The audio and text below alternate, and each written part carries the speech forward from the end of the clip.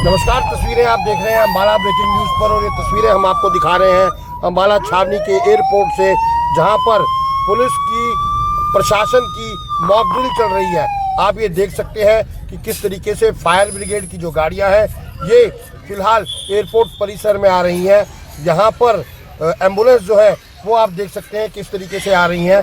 यहाँ पर डीसी और एसपी खुद जो है जायजा लेने आएंगे कि किस तरीके से प्रशासन की तैयारियां हैं। ये देखिए, ये जो फायर ब्रिगेड आई थी उसके फायर कर्मियों ने तुरंत जो है वो पाइप निकाल ली कि मानो कहीं आग लग गई हो। और ये जो तैयारियां हैं ये मॉक ड्रिल की तैयारियां हैं, मॉक ड्रिल की जा रही है और देखा जा रहा है कि प्रशासन के कैसे इंतजाम है, प्रशासन के पास जो इक्विपमेंट है वो ठीक है या नहीं है। ये देखिए, एक व्यक्ति को स्ट्रेचर पर लिटाकर जो है वो एम्बुलेंस में लेकर जाया जा रहा है, मानो कि ये व्यक्ति घायल हो।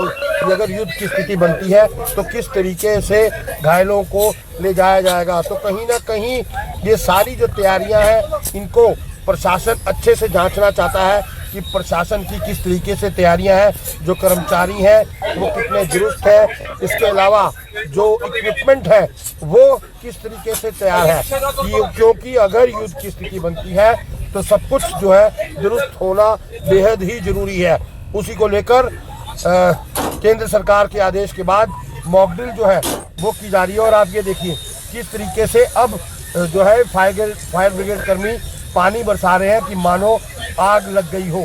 फिलहाल मौके पर डीसी और एसपी दोनों मौजूद हैं, उनसे बात करते हैं क्या कहना है उनका। सरकार और हरियाणा सरकार के दिशा निर्देश अनुसार आज हमने सिविल डिफेंस की मॉक ड्रिल की है, जिसमें सभी विभागों के कर्मचारी, हमारी इमरजेंसी सर्विसेज, एसेंशियल सर्विसेज के लोग शामिल हैं। ये 4 बजे हमने स्टार्ट की थी, जिसमें पहले चरण में हमने सायरन बजाया था और जो हमारे इमरजेंसी सर्विसेज के लोग हैं उनके द्वारा अपना ड्रिल किया गया था। एक तरीके से कि इमरजेंसी रिस्पांस क्या होना चाहिए उसके बारे में प्रॉपर्ली किया गया था। सेकंड पार्ट जो था वो अभी ब्लैकआउट का था, जो कि 7:47 पे स्टार्ट हुआ। अलर्ट मिलते ही हमने ब्लैकआउट किया, जिसमें पूरे शहर की लाइट जो है वो बंद कर दी गई, सायरन चालू कर दिए गए। ये खत्म होने के बाद में, ब्लैकआउट जब खत्म हो गया तो उसके बाद में इंफॉर्मेशन दी गई कि जी एक पर्टिकुलर अम्बाला सिटी में इमारत और एक अम्बाला कैंट में, जो हम यहाँ पे एयरपोर्ट बिल्डिंग के टर्मिनल पे खड़े हैं, कि यहाँ पे कोई अंदेशा हुआ है। और उसी का रिस्पांस आप अभी देख रहे हैं कि हमारी 112 का व्हीकल, हमारा फायर ब्रिगेड, एम्बुलेंस और एसडीआरएफ की टीम ने तुरंत विदिन 5 to 10 मिनट्स के अंदर रिस्पॉन्ड किया है यहाँ पे। और जो भी घायल वगैरह है उनको प्रॉपरली लेके जा रहे हैं। इक्विपमेंट्स वगैरह हमने सारे चेक किए हैं और विदाउट इक्विपमेंट के लिए कि अगर इक्विपमेंट नहीं है तो मरीजों को कैसे लेके जाना है उसका भी प्रैक्टिस कराई जाती है। तो वो भी डेमो दिखा रहे हैं कि अगर स्ट्रेचर है तो स्ट्रेचर पे लेके जाएंगे। लेट से अगर सिचुएशन ऐसी आती है कभी स्ट्रेचर नहीं है तो फिर मरीज को कैसे अच्छे से लेके जाते हैं, उसका भी बहुत अच्छा अभ्यास यहाँ पे किया जा रहा है। सर, कुल कितनी टीमें जो है इसको लेकर बनाई गई है, कितनी फोर्स डिप्यूट की गई है जिले में, किस तरीके से अलर्ट पे रखा गया है? देखिए, हमारी टोटल जो मेडिकल ऑफिसर है उनके पास एम्बुलेंस है, तो जितनी भी अम्बाला की एम्बुलेंस थी जो सिटी और कैंट की थी सभी ऑन रेडी थी, क्योंकि हमने किसी को भी लोकेशन नहीं बताई। लोकेशन अभी सिर्फ 10 मिनट पहले सबको पता लगी।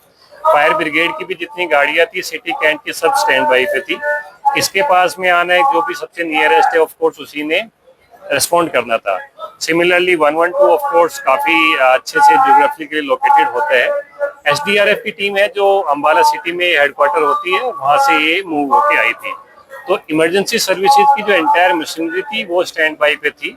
और लोकेशन जो पर्टिकुलर है, जैसे हम यहाँ पे बिल्कुल लास्ट मोमेंट पे सिर्फ फोन कॉल से बताया गया and they responded very well in 5 to 10 minutes.